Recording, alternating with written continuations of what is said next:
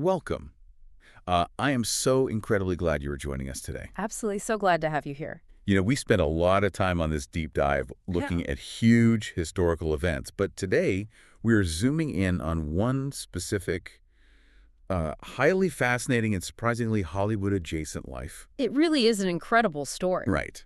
We are looking at the man who essentially defined the anti-war novel for the entire 20th century. I'm talking, of course, about Erich Maria Remarque. Yes, a truly defining figure. And our source material today is a remarkably comprehensive Wikipedia biography. The mission for this deep dive is to explore how this one author really blurred the lines between art and life and the incredibly heavy price he paid simply for telling the truth about what he actually saw in the trenches. Okay, let's unpack this. We have a young man whose words changed the entire world, but to truly understand those words, we have to understand the world he was born into. Right, and that world begins in Osnabrück, Germany. Remarque was born on June 22, 1898, into a working-class Roman Catholic family. His father, Peter Franz, was a bookbinder. And you know, the historical backdrop of this era is so critical to his story. We're looking at a young boy growing up in the early years of the 20th century, right in the impending shadow of the First World War. Yeah, it's a very specific environment. Exactly. He is coming of age in a place where traditional ideals of duty and nationalism and empire, they aren't just cultural suggestions, they are taken as absolute, unquestionable truths. Right. He is growing up in a world that is quietly preparing to send his entire generation into a meat grinder. It's chilling when you put it like that. Yeah. And what really stands out early on in the source material is that the name the world knows him by isn't exactly the name he was born with. No, it's not. He was born Erich Paul Remarque, R-E-M-A-R-K. But as you read through his life, names become incredibly fluid for him. It's almost as if he was in a lifelong struggle with his own identity, putting on or taking off names like armor, depending on what the world was throwing at him. That's a great way to describe it. Yeah, for instance, after World War I, he dropped his middle name Paul and took the middle name Maria. This was a direct tribute to his mother, Anna Maria, whom he was very close to. She actually passed away in 1917, right in the middle of the war. It is a profoundly intimate gesture of grief. Taking his mother's name is a literal way of carrying her with him into a world that had suddenly become incredibly dark. Wow, yeah. But he didn't stop there. When he eventually published his absolute masterpiece, All Quiet on the Western Front, he changed his last name as well. He shifted the spelling from the German Remarque to the French spelling Remarque. R-E-M-A-R-Q-U-E. Right, and he did that for a couple of specific reasons, didn't He did. First, he was honoring his French ancestors.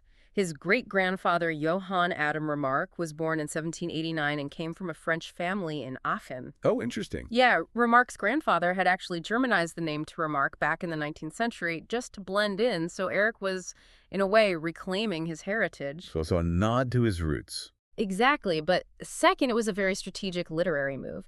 He really wanted to distance himself from his very first novel, which he published in 1920 under his birth name. It was called The Dream Room, or Die Traumbude. And let's just say it hadn't exactly set the literary world on fire. He wanted a clean slate. It's like he was stepping into a completely new persona to deliver this defining work. But, before he could write it, he had to live it. Well, Looking at the timeline here, it is startling how fast a young man's life could be upended.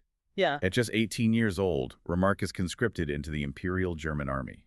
The timeline is incredibly tight and brutal. He's transferred to the Western Front on June 12, 1917. Just a kid, really. Just a kid. And just 2 weeks later, on June 26th, he's posted to the 15th Reserve Infantry Regiment, fighting in the horrific trench networks between Torhut and Hutolst. Right. And then barely a month later, on July 31st, 1917, his war comes to a violent end.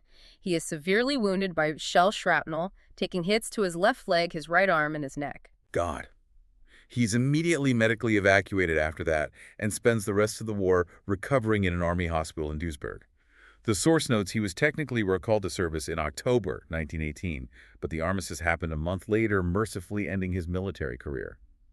So he was really only in active combat for about 6 weeks. Barely 6 weeks. But we have to remember the context of the Western Front in the summer of 1917. The intensity of that violence, the sheer mechanized horror of artillery bombardments and gas attacks meant that 6 weeks was an absolute lifetime. Yeah, I can't even imagine. The physical wounds healed in Duisburg, but the psychological wounds were permanently ingrained. Which makes his life immediately after the war so fascinating to me.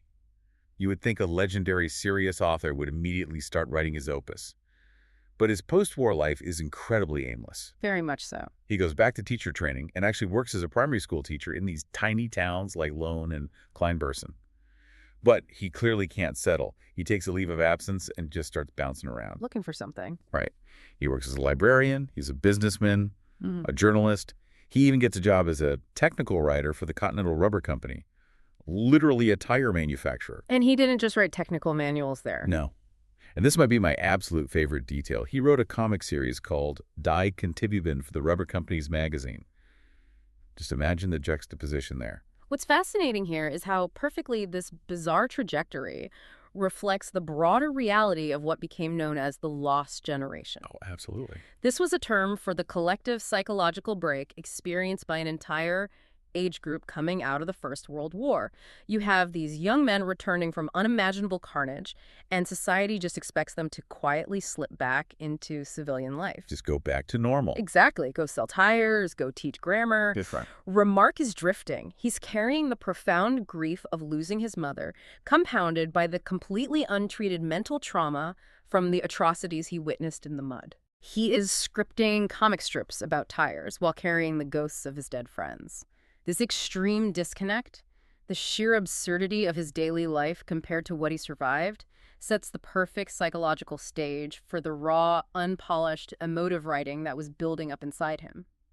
He wasn't just sitting down to write a book, he was desperately trying to exorcise a generational trauma. And when it finally poured out of him, it changed everything. In 1927, he writes, All Quiet on the Western Front, or Im Westen Nichts Neues. It finally gets published in 1929.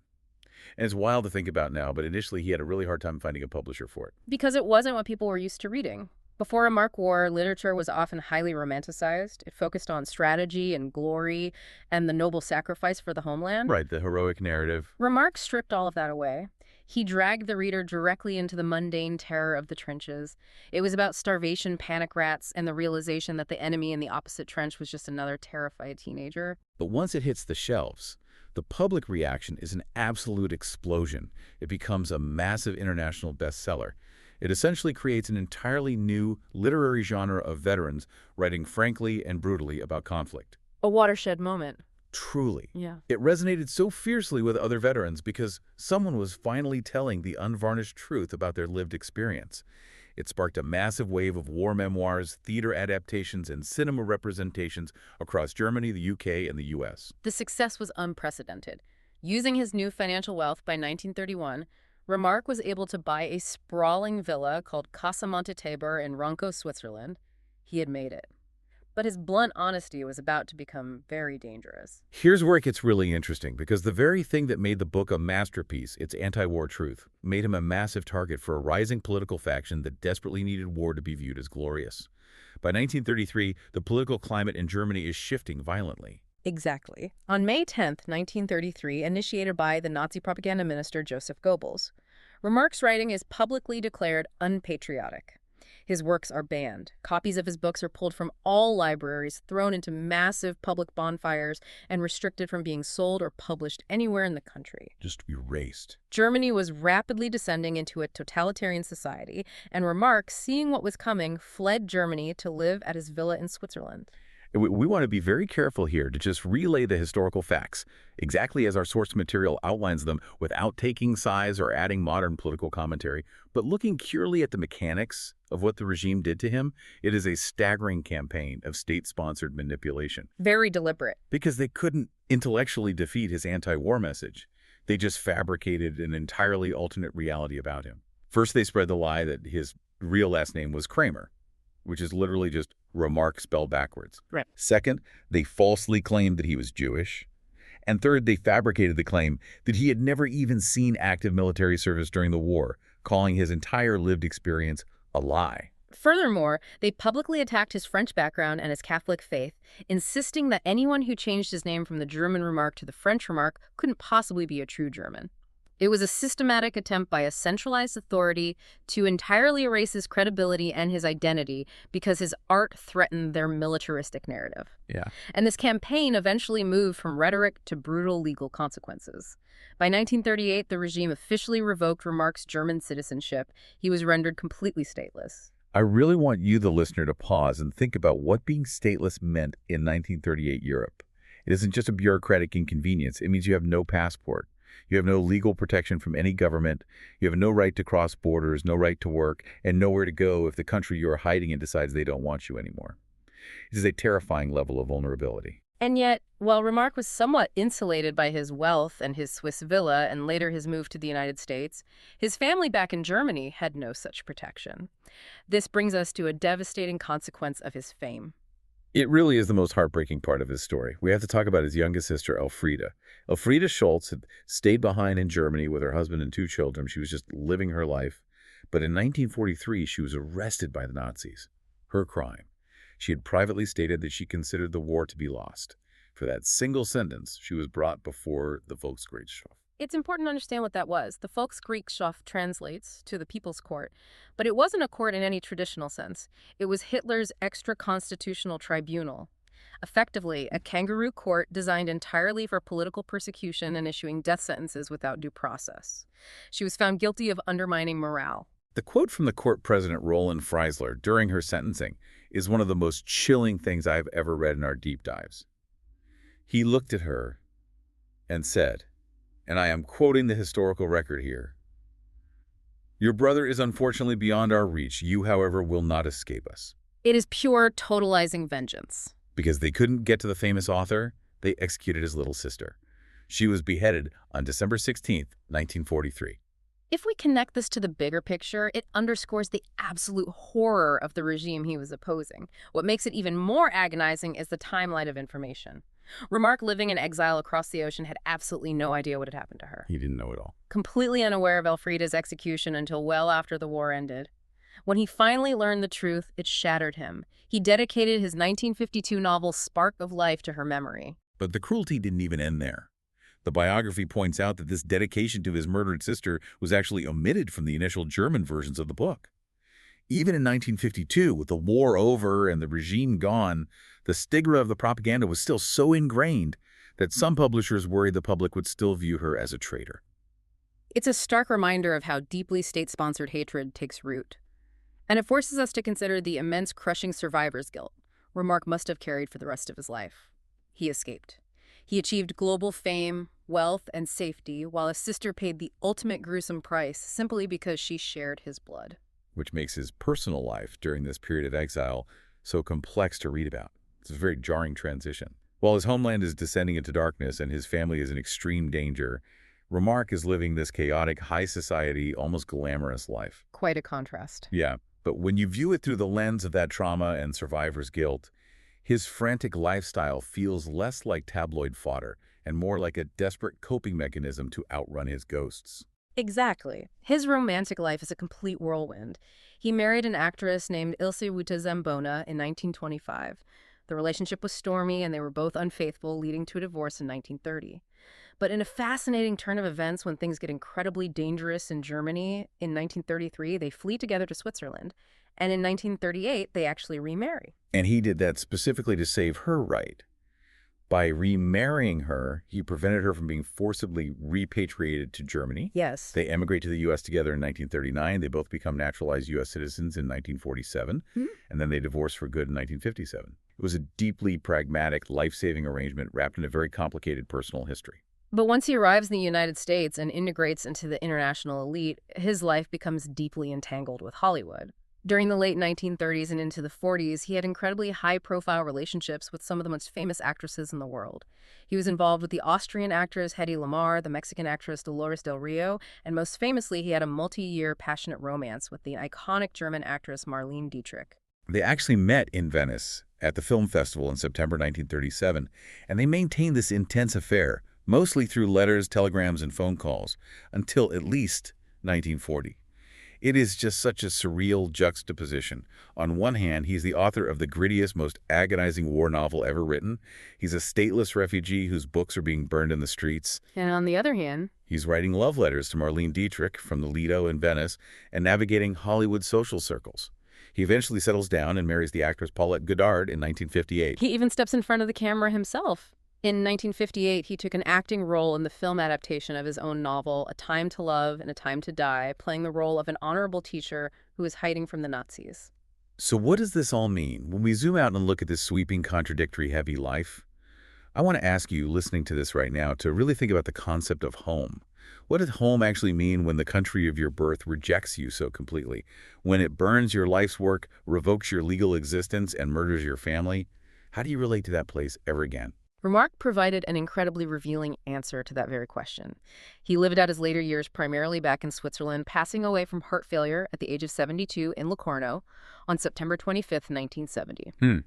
He is buried in the Ronco Cemetery in Ticino. Despite the war ending and Germany rebuilding, he never, ever regained his German citizenship. In an interview on his 69th birthday, a reporter asked him why he hadn't applied to be naturalized in Germany again. His response was brilliant. He stated that he refused to apply to be naturalized because he had never applied to be denaturalized in the first place. That is just incredible. It's such a quiet, unyielding middle finger to the state that betrayed him. He's effectively saying, you broke this contract. I'm not going to ask for permission to be who I am. And while he never went back, his legacy lived on in very tangible ways. His wife, Paulette Goddard, outlived him by 20 years. When she passed away in 1990 and she's buried right next to him, she left a massive bequest of $20 million to New York University. That money funded an Institute for European Studies named in his honor, the Remarque Institute, and all of his original papers and manuscripts are carefully preserved at NYU's Fales Library. The fate of his physical home in Switzerland, the Casa Monte Tabor, is also a fascinating postscript. After Goddard died, NYU inherited the property but couldn't afford the enormous inheritance tax levied by the Swiss canton, so the villa was actually confiscated. Wow. For years, it just sat there empty. It faced the very real threat of demolition because it was simply too expensive to buy and modernize. There were major fundraising efforts in 2010 to save it and turn it into a museum, but they struggled to raise the capital. It was nearly lost entirely. Which would have been such a tragedy. Absolutely. But finally, in 2021, the property was purchased by a German couple who were dedicated to preserving it. They wanted to honor his legacy by turning it into a place that promotes peace. It was extensively renovated in 2023, and today it is used to host events focused on peace topics. It's amazing how close we came to losing that physical piece of history, just slipping away to developers. This raises an important question for anyone studying history, literature, or just the human condition. How do we process the legacy of someone whose art was born of such profound national and personal trauma? Remarque took the darkest, most terrifying, most painful experiences a human being can endure, and he forged them into literature that demanded empathy. But that very demand for empathy made him an enemy of a state that relied on hatred and division to survive. His life is a testament to the immense power of words and the very real danger that comes with wielding them against authority. I think that's exactly the takeaway for you listening today. Remarque's story is obviously a masterclass in human resilience, but it's also a glaring historical warning about how easily information can be manipulated by those in power. Just think about the Kramer propaganda. Right. A massive government apparatus literally just spelled a guy's name backwards to invent a conspiracy theory, and they used it to delegitimize a truth they didn't want the public to hear. In our modern world where manipulated information and bad faith attacks happen at the speed of light, Remarque's life serves as a reminder of the enduring, undeniable power of a single well-told truth. It cuts through the noise. It survives the book burnings. It outlasts the regimes. It really does. But I want to leave you with one final striking image to mull over on your own before we go. We've spent a lot of time today talking about the mud of the trenches, the chaotic glamour of Hollywood, and the quiet refuge of Swiss villas. But Remarque's name stretches much further than that now. Out in the vast, quiet expanse of the main asteroid belt in our solar system, there is a minor planet. It was discovered in 1992 by astronomers at the Surge Observatory. Its official designation is 10119 Remarque.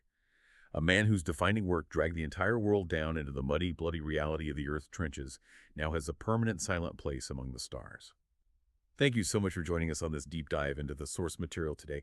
We love taking these journeys with you, and we warmly invite you back for our next exploration. Take care.